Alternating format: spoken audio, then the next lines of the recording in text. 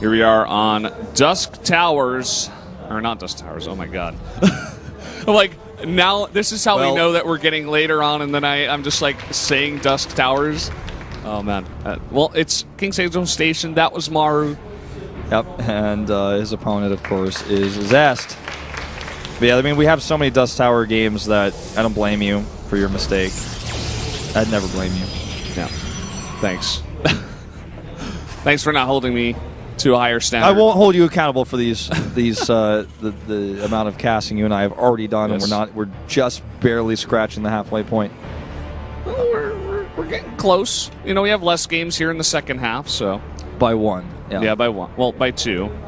16 games compared to 14. Right. All right. Yeah. Sorry. Yeah. I'm like not good at math.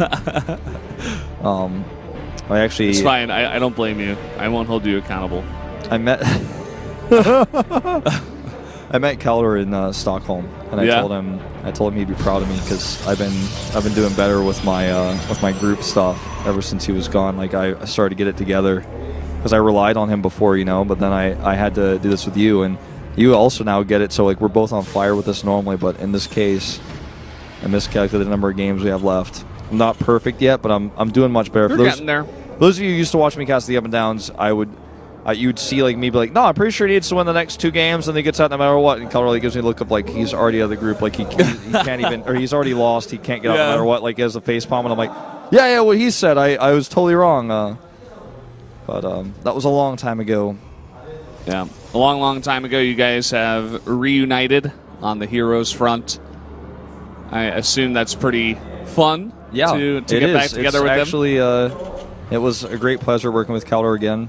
And definitely, we did it already once at IEM and then at DreamHack, and we'll probably be working together in the future for Heroes stuff. So if you miss the Wolf Door duo, it still happens sometimes at overseas events. But back to Starcraft here. We are going to see Maru go for that Widow Mine aggression, as we both predicted. The question is, how effective will it be? How is Zest going to respond? Getting his Mothership Core out already. Going to probably be dropping a pylon down at that natural at any moment. Yep. Needs the pylons in position to make sure he can defend against this. And is going to go for the Robo into the Twilight, no doubt. It's kind of just the build nowadays. It can go into many different directions. What? Not no. Yes. Jim Heso is saying rain fighting, and that he didn't throw out whatever pin that was. Yep, I guess it might have been Rain's pin. His pin was the jar. It was the jar that said fun. It was like fun, yes or no. That was Rain's pin, because it was like he either plays like really like he either like sometimes would occasionally cheese, but sometimes he would just play like super safe macro games. So it's like whether Rain's games are going to be fun or not. And we call him the Archangel Pross because he was like the beacon of macro and hope for all Pross players, because like never cheesed. But every now and then he would. So the pin was like a jar, supposed to be like glue Jim or something like that, but it was like yes or no. And so I guess that's why he was like yes, because it's fun because he's casting. I went really deep on that, but I think that's what that sign was supposed to be alluding towards. Something like that. Yeah, this Widow Mine drop coming in here. Zest, one of the best at taking as little damage as possible. But the Hellions, they are coming in. He does have some Stalkers in position, already 5 of them. But he does need to take out these Hellions to take minimal damage here.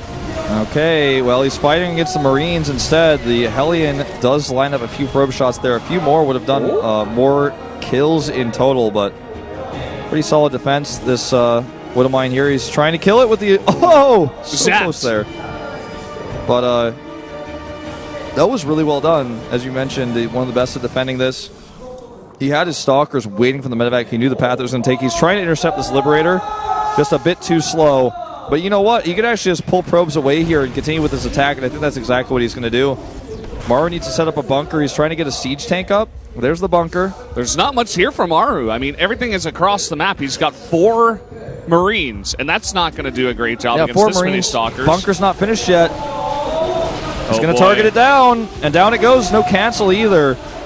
This might just simply be game. And he's got the Warp Prism, too, so he can just warp in 3 at a time.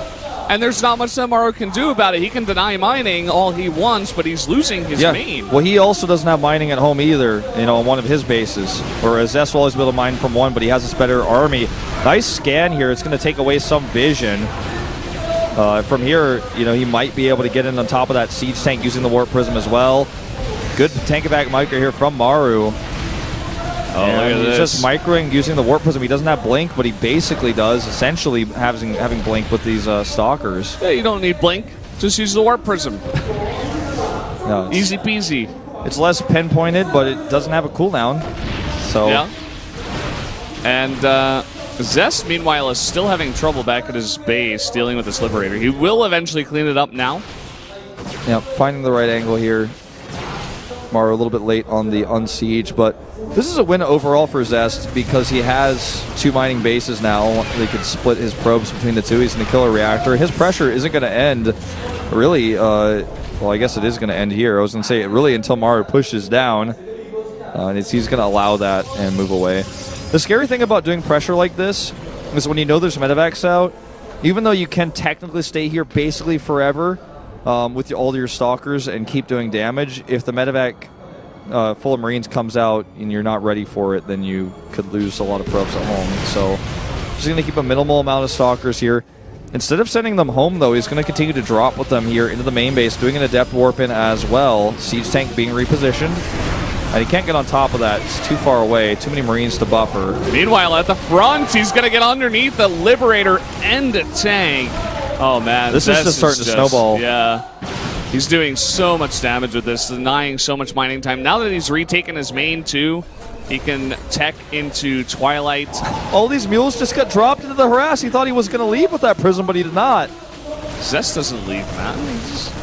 And actually, he can just warp in more depths of the main and win the game, I think. He's going to kill this orbital. He's going to commit to it. Yeah, one more hit, and there it goes. There you go. He's got a Dark Shrine at home, just, I guess, in case Maru decides to all in. He could defend with it. There's the god himself. Did you see the girl who was doing next level camera hiding through the reflection in that? No, I missed that. That was super next level. She was so hidden that I didn't see her at all. I guess sometimes that happens. If you cover your face, people just become invisible. It's like the ostrich in the sand, Mm-hmm. I actually don't know what the ostrich in the sand is. Sorry. So ostriches. But I'm just like, When they sense danger, they'll bury their heads in the sand. But they're still very much visible, so it's not actually helpful at all. Wow. But it's a thing that they do. Interesting. Well, it's like when you hide under the curtain with your feet showing. It's like, okay, I think you can't be seen, but you actually are very obviously there. Dog hides his face behind the curtain. The rest of his body is outside. Right. Well, we got this attack coming across, and it is a lot of units, and he is going all in with a bunch of SCVs too, but just doesn't seem to care. Well, he has DTs to defend, so he should be totally fine.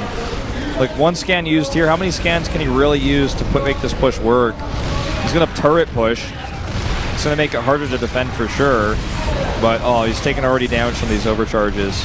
Another DT comes in, going to force another scan. He's making a missile turret. Yeah. Oh, man. DT's one-shot Marines that don't have combat shields, and these Marines don't have combat shields. I mean, everything, all those tanks, too, are so low. He's trying to repair, but he's about to run out of money. He can't scan anymore because he had to lift his orbital. Yep. So that should be game. GG. Zest.